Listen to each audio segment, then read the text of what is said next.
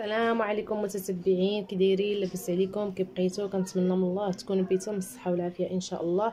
المهم المتتبعين، اليوم جيت نحضر معكم هاد الفيلات ديال الغلمي ديال الحاولي. انا ديال السبوع د ولدي، وجيت نحضرهم معكم طريقتي كيفاش كنطيبهم، ونتمنى يعجبكم الطويجين اللي غندير بهم، وتبعوا الطريقه ديالي حتى التالي. تفرجوا الفيديو حتى الاخر باش تفهموا. المهم بعد ما كنغسلوهم وكنحيدوا لهم الجليدات ديالهم وكنقيوهم مزيان وكنغسلوهم في الماء، ودابا غادي ندوزو نطيبوهم. كانوا في الكونجيلاتور، دابا داكشي علاش كتلقوا الماء ديالهم راه مغسولين بالحامض وبالملحه وكلشي نقيين ما شاء الله.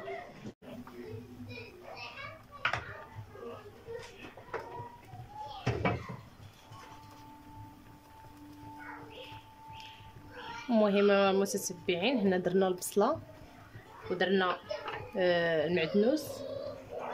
دابا نضيفوا الزيت نباتيه، نضيفوا الملح،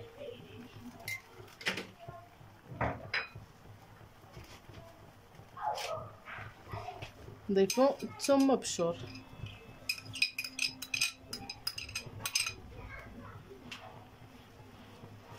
خليو الطاجين ديالنا يتشحر، خليوه يتشحر ونوليو معاكم.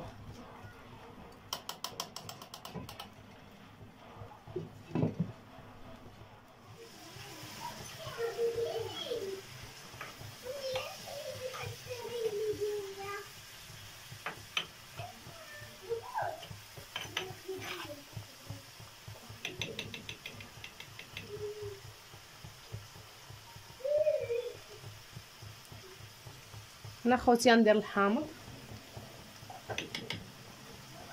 غنضيف الفولات ديالنا،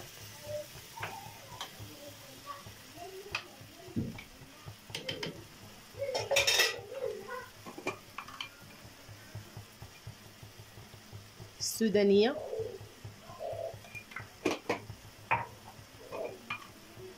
سكينجبير،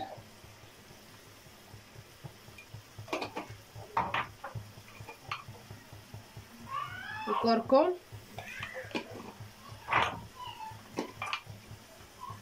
كمون،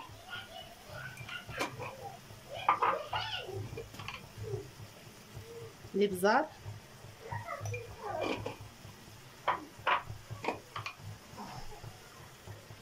تحميره.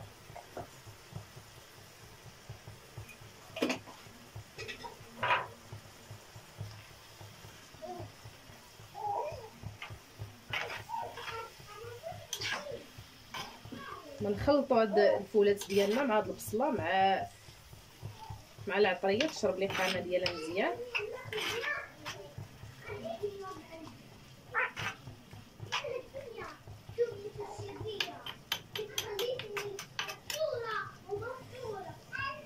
غنقصوا عليه الطاجين ونخليوه يطيب شويه بلاتي، ونضيفوا مكونات الاخرين. خليكم معنا. المهم المتتبعين، هانتوما بعد ما طاحت البصيله ديالنا تشحر، طريقتي في الطياب ديال الفولات.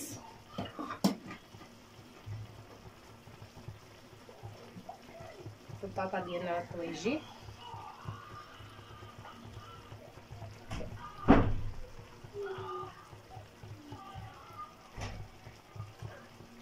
كنفضل نديرو هكا بالخضيره بالنسبه عند الوليدات واللي عندهم هادو محتاجو بقاو الخضره متوفره في الطاجين.